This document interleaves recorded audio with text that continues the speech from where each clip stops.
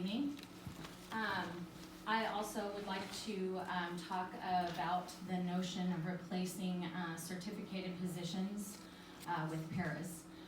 Specifically, I'd like to speak to the elementary level where, if you're not aware, the librarian and tech not only are teachers for library and technology, but they're responsible for actual classes over the course of the day. So all day long, they are teaching classes. Like my class goes to each specialist. So it's not a matter of just people coming in and out and checking out books or doing a technology project. They are actually responsible for classes of students. And we made the mistake of getting rid of one of our specialists just a few years ago. If you remember, we lost art, and there was a lot of controversy over that at that time.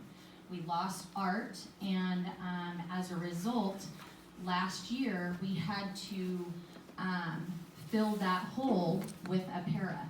And so last year at Michael T. Simmons, a para was responsible for my class during specialist time.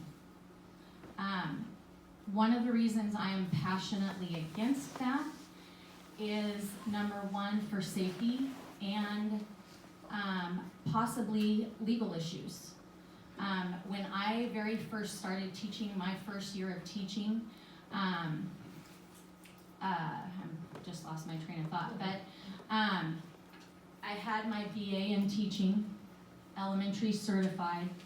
I had my teaching certificate, but at that time there was a problem with my fingerprinting, and